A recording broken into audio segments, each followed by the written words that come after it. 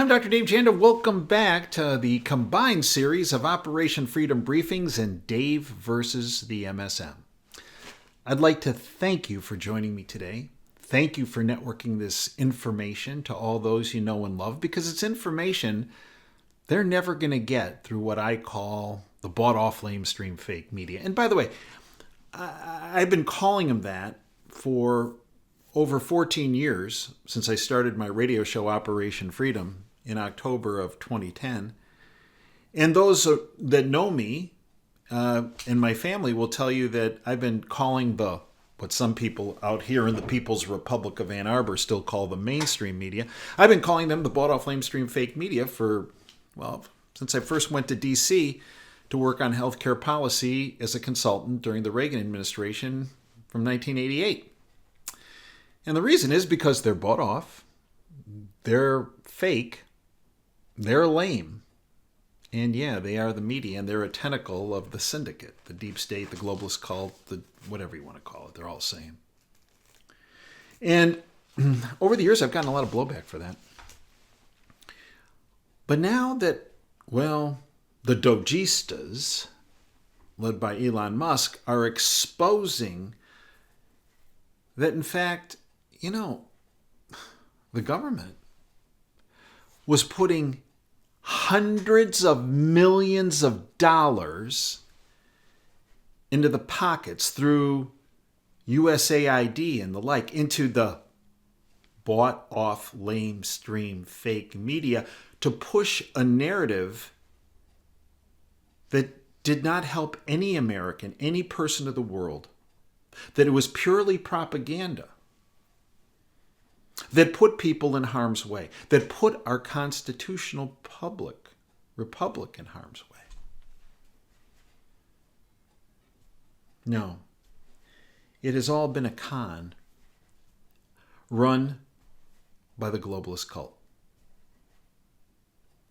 And one of the weapons they have utilized in an overt and covert manner against the unsuspecting, hard-working, honest public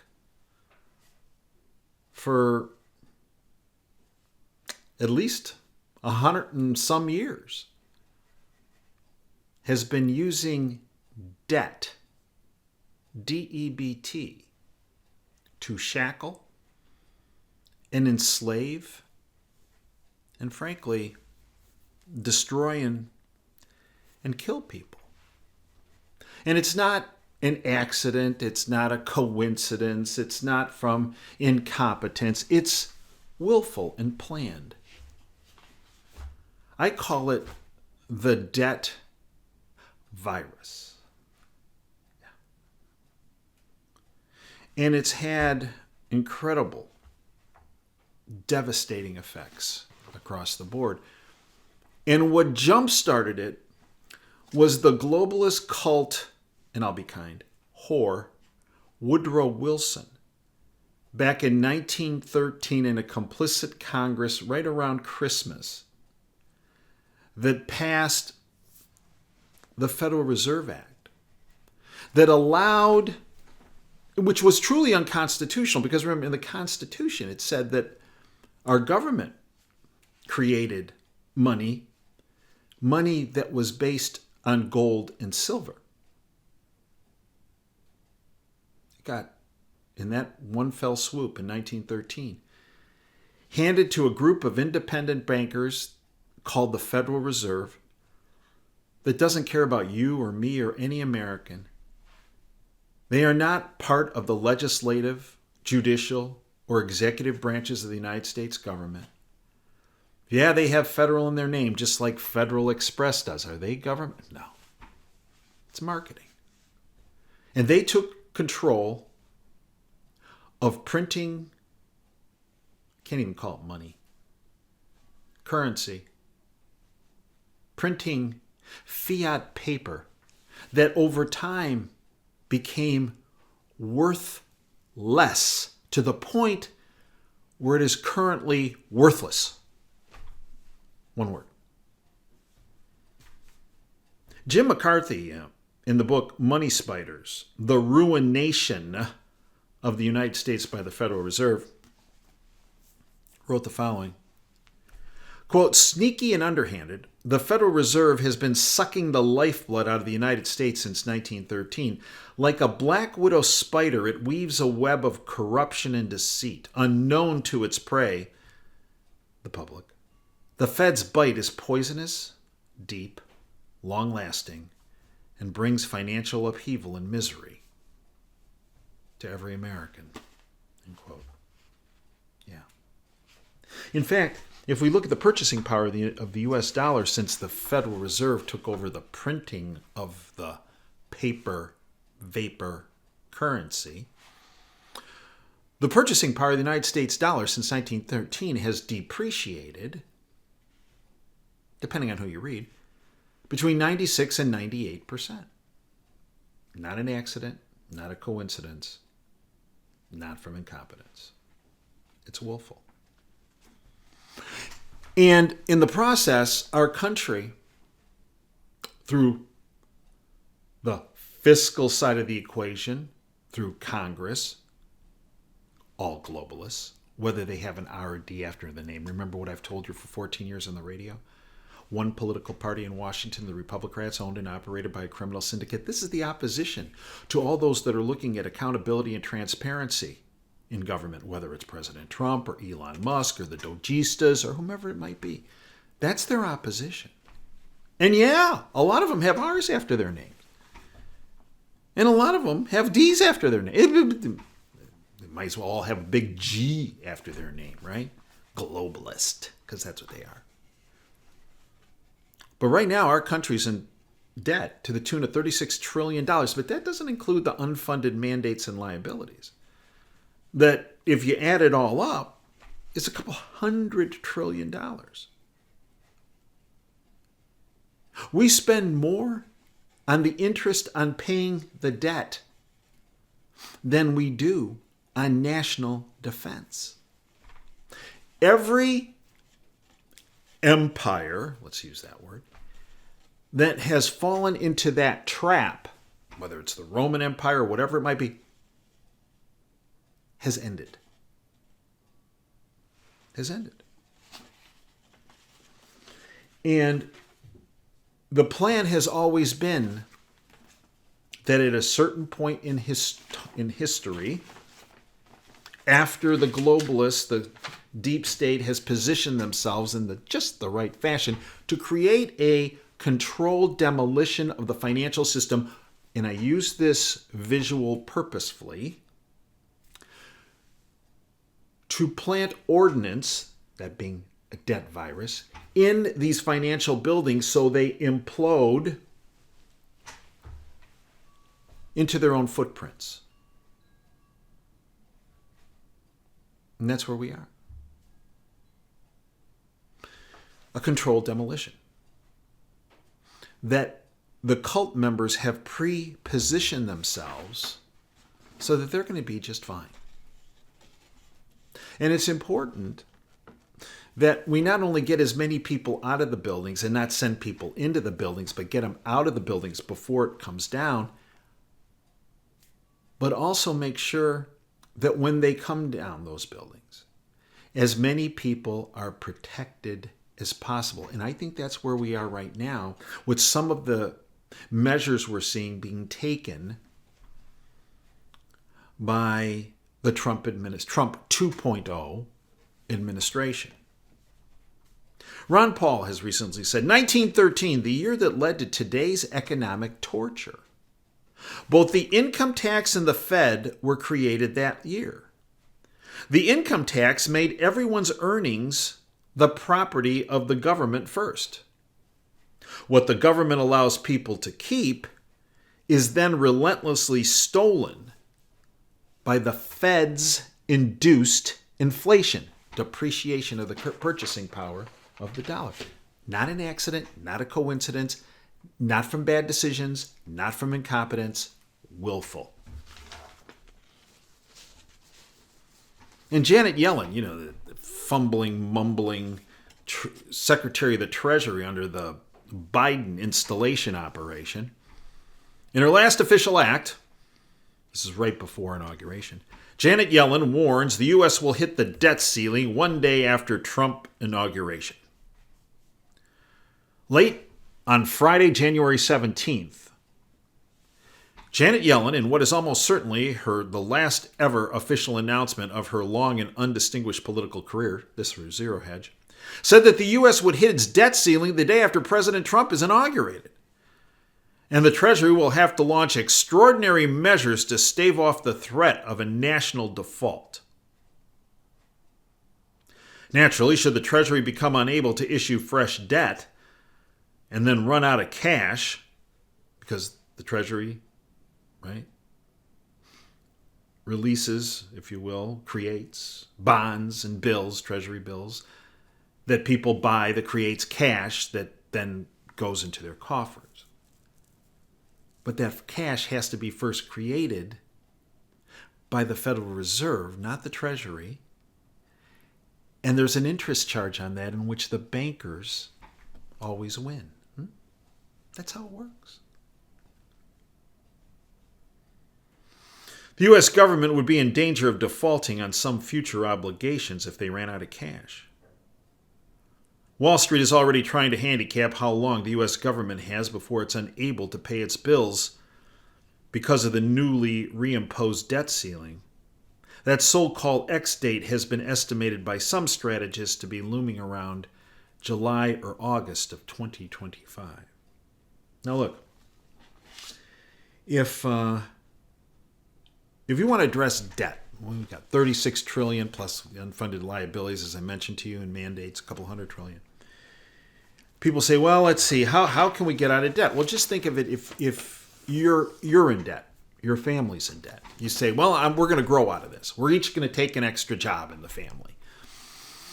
Bring more income in. Decrease our overhead costs so that we can then use the surplus to reduce our debt. Okay. So this is why you see President Trump, again, significantly cutting regulations so that businesses can be more profitable and generate more revenue. People can become more productive. He also speaks about cutting taxes further than what he did already in the Trump 1.0 administration. Have more income so people spend more, which ultimately revives the economy and makes it less debt-ridden.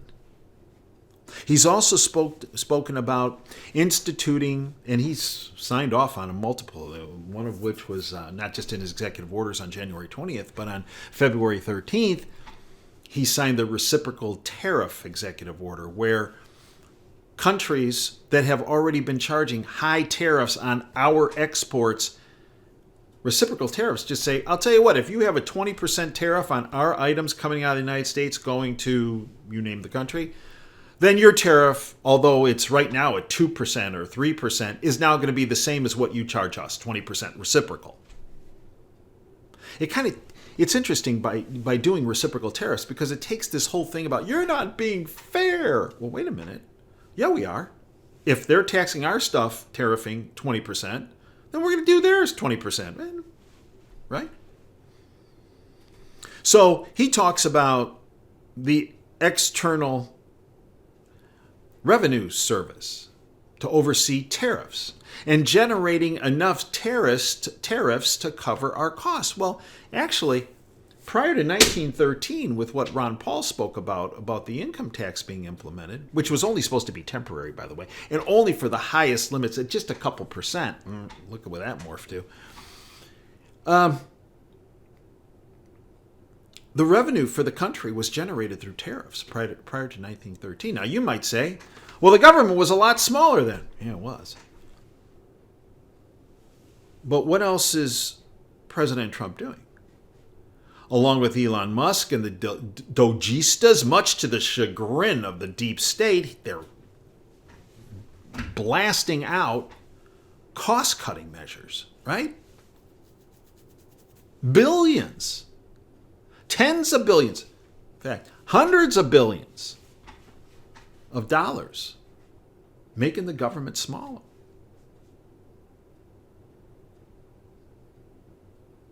So one way we can get out of debt, although I don't see how we can get out of 36 trillion by just growing our way out of it, right? The other way is to default, to just say we're not going to honor our debt obligations. That would cause mass chaos. So I don't think we're going to go that route. But there's a third way. You combine growth, if you will, with inflating away the debt. In other words, revaluing your currency and revaluing your debt so that you're paying your debt today in depreciated dollars.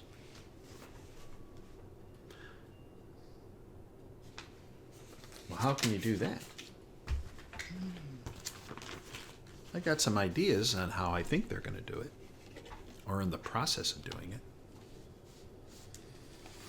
But one thing that has to happen first before you do the revaluation is you have to point out to the public who's been doing the dirty on you, so that we don't repeat this again.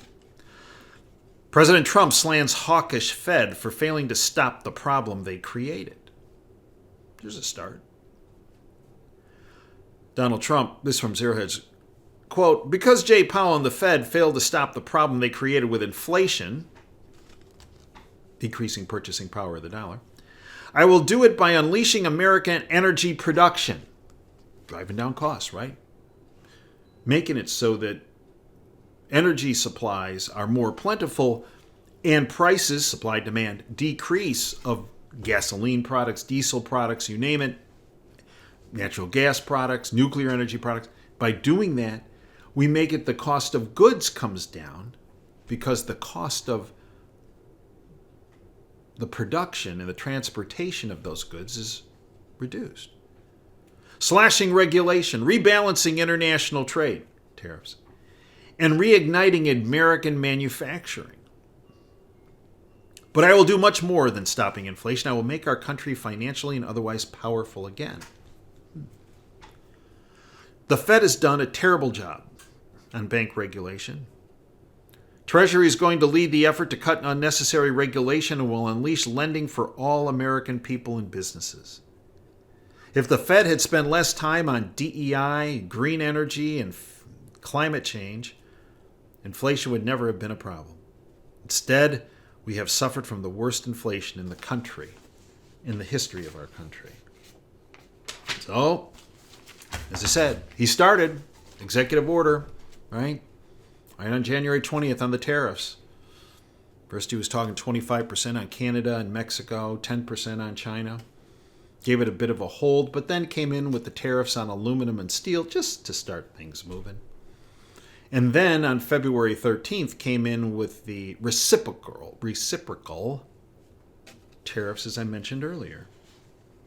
All right, let the games begin. But as we have pointed out on the show with people like Ed Steer and Adriana Reed and Bill Holter, there's been a huge influx of physical gold and physical silver coming in our country from right around the inauguration that goes on to this day. From Vince Lancy, a financial analyst, a very good one, by the way. The secret reason USA wants its gold back, and it's not the tariffs. Gold and silver are moving, and it's not just tariffs. Gold and silver are being pulled into New York for reasons beyond tariffs.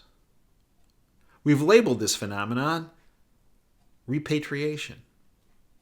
A new pipeline of precious metals is now draining metal from the London Bullion Exchange, just as another has been pulling gold and silver toward China through Switzerland for years. The bottom line is this: gold and silver are being repatriated to the United States. Now, why would that be? Why would that be? Could it be that President Trump and those in the financial world around him have decided, We have to stabilize the dollar so it doesn't keep getting depreciated. And one way we can do that, a really good way to do that, and revalue the dollar and revalue the debt, is to back it. Like our dollar was backed. Actually, there was some gold backing to the U.S. dollar until 1971 when Richard Nixon let that go. But maybe we need to back our dollar with physical gold and physical silver. Remember, John Kennedy tried doing that in 1963. That led to his little trip to Dallas that didn't work out so well, right? When he wanted to back it with silver and take the money printing capabilities back from the Federal Reserve to the U.S. Treasury.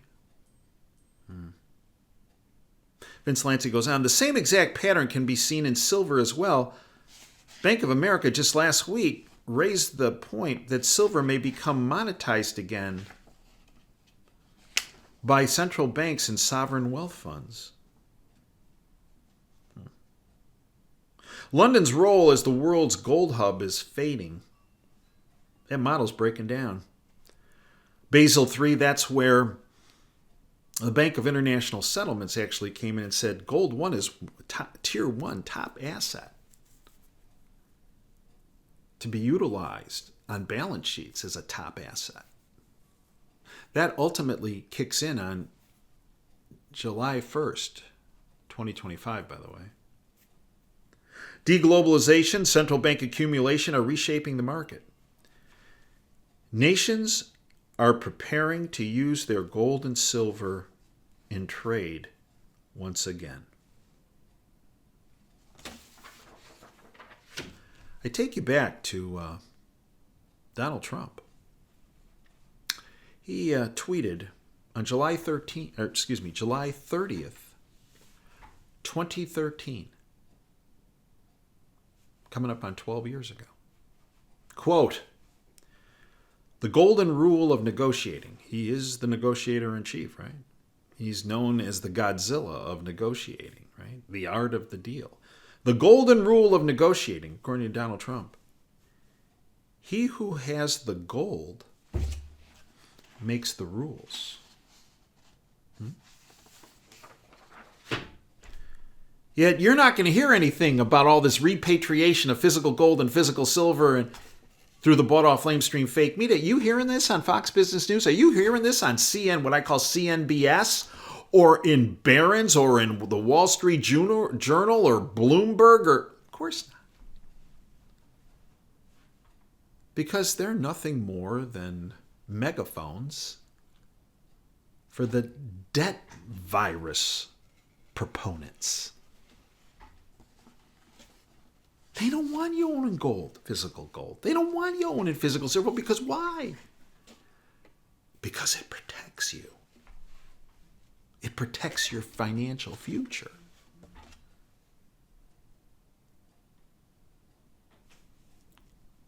Then the Treasury, the Secretary, on February 8th in the Oval Office was standing next to Donald Trump as President Trump signed an executive order about the creation of a sovereign wealth fund. What do you think might be in that sovereign wealth fund? We're seeing millions of ounces of gold and silver being brought into this country. Millions, tens of millions, hundreds of millions. Like never before. You think that's what he was talking about? Because as he signed that executive order about the Sovereign Wealth Fund, the Secretary of the Treasury, Scott Bessent, who, by the way, has been a big precious metals proponent in his private sector life before he got into the government, said the following, quote, within the next 12 months, listen now, we are going to monetize the asset side of the U.S. balance sheet, end quote. What does he mean? Right now, if we go to the United States ledger, their assets and their liabilities, yeah, we know their liabilities, $36 trillion in debt, a couple $100 trillion in debt. asset side, on the asset side, they reportedly are holding over 8,000 tons. Now understand something. Here's the disclaimer on this. The 8,000 tons of gold held in Fort Knox and in West Point and underneath this in the vaults in Manhattan have not been audited since 1956. Come on, Dave. No, really. Nobody has done an audit or an assay. You know, they're gold bars, but are they really gold? Or is there tungsten in there? What's in there? How pure are they? Since 1956. President Trump had a big heads up on this because if you remember in the Trump 1.0 administration, he was in office a couple months. It must have been March, April, maybe May of 2017. He sent his then Secretary of the Treasury, Mnuchin, to Fort Knox. Mnuchin, who had this history of being a former partner of Goldman Sachs, and also in the movie business, before he walked in, there's a press little gaggle there, and he goes, wouldn't it be an interesting movie if I went in there and there was no gold? Wow, what a movie. Sounds like Nightmare on Elm Street to me, but okay. Goes in, comes out an hour later, no assay, no audit. Who knows? They probably gave him a gold bar. Hey, hold this. Wow, that's heavy. Where'd that come from? Oh, inside a vault. Which vault? Because I see they're all sealed and they all have these little wax things on them that says haven't been opened since 1956. Which vault? Just another vault. Don't worry about it. Just, hey, whoa, it's heavy. He comes out and they say, well, what'd you find? What do you say? And his statement was, quote, gold is good. Yeah. Well, so are French fries. At least in my world.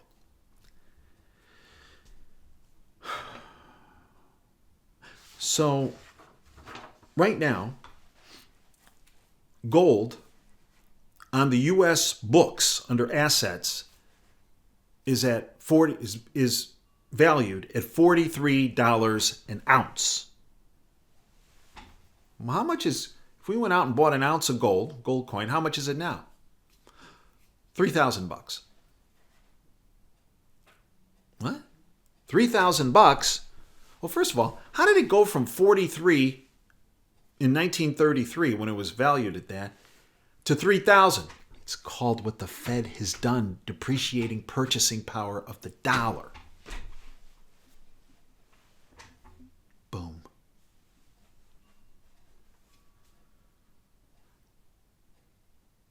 So what if the Treasury all of a sudden started valuing the gold that we have at $3,000 an ounce rather than 43? Guess what? All of a sudden, the asset side goes way up and the debt side stays similar. And guess what? Things are looking better financially. And then, when you start bringing all this physical gold and silver into the country, I believe that the owner of that, because it's all coming into New York and then it's like going into vaults, but nobody knows who owns it. I'll give you a suggestion. How about the United States government? To shore up their gold supplies, because prior to this, during the Manhattan Project, we had hundreds of millions of ounces of silver. But then that all went away. It got sold off. Our strategic reserve of silver was essentially blotto until all of a sudden, starting around the inauguration, here come the planes full of silver. And then Judy Shelton, she's somebody you need to listen to, right? She's a hard money asset. In other words, you back in money with what stood the test of time for thousands of years, physical gold, physical silver. Judy Shelton is one of the top economists in our country. President Trump had nominated her to be on the Federal Reserve Board in the Trump 1.0 administration, she never came up in front of the Senate. Whoa, no, we don't want Judy there because she's going to go nosing around and she might find out we don't really have 8,000 tons of gold. And then she's going to blow the whistle because she's super honest and she's going to push for a gold backing. And that's against the rule book for the deep state. We want as many people in the building, the debt building, as we can as it comes down. And if we start talking about backing the currency with physical gold and physical silver and people owning it for themselves, you're essentially dragging people out of the building, and that's not going to help our cause of having as many people destroyed as possible, because that's what the deep state's about, right? So Judy Shelton comes out and she says this: it's time to make the dollar as good as gold, Elon Musk. Whoa. So you got Besant, the Treasury Secretary, saying, hey, you know what? We're going to increase the asset side of the ledger. We're going to monetize it.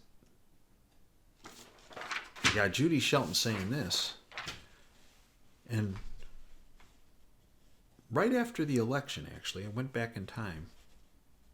Here's what Judy Shelton says. Judy Shelton returns with a bold plan to restore gold. 2024 has demonstrated why gold is worth investing in, especially for foreign central banks who seek to shore up the weaknesses of their fiat currency by buying gold. Former Trump administration advisor Judy Shelton argues that a return to sound money requires going back to gold. It's a couple days after the election. Her proposal calls for a new issuance of Treasury zero-coupon securities dubbed Treasury Trust Bonds, offering lower interest rates than conventional treasuries, thus reducing current deficits, less debt, but with this distinguishing feature that they can be redeemed at maturity when the bond term ends, either at their face value in dollars or at a pre-specified equivalent in gold, up to the buyer's discretion.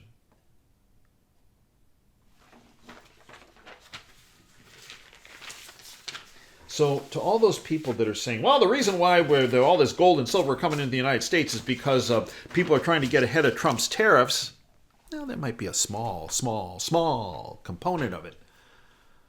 But it's because, folks, President Trump is trying to slow this controlled demolition down of the financial system in the United States. He's in the process trying to create a situation where the dollar is revalued, where our debt is revalued.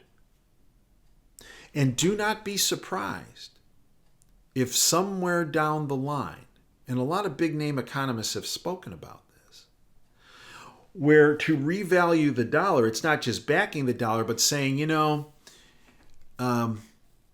that old Federal Reserve dollar, because if you look on your currency, what does it say on the top? Federal Reserve note. It doesn't say U.S. Treasury. It says Federal Reserve note. It could be that gold is, when they revalue it, isn't $3,000 Federal Reserve notes per ounce. Maybe it's 10,000 or 20,000. And then there's this new Treasury-backed currency that you could trade for, not dollar for dollar, because the new Treasuries certificates are going to be backed by gold and silver, but you can buy some.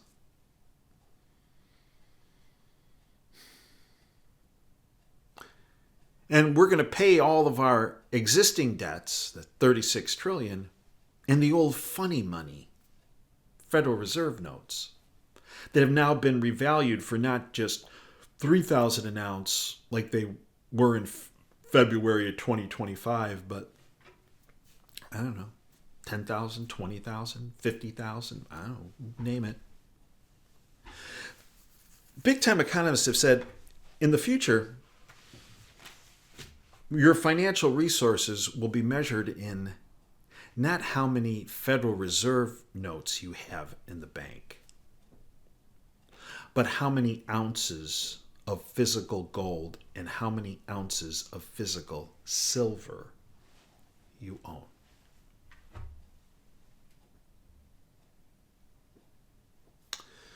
Physical gold and physical silver are a financial insurance policy, but they're also a financial lifeboat. And that's not an overstatement, because we would not be seeing these central banks and these sovereign nations all accumulating. Remember, Russia, China, Turkey, Indonesia, India, they're accumulating massive quantities of physical gold and physical silver because they see what's coming.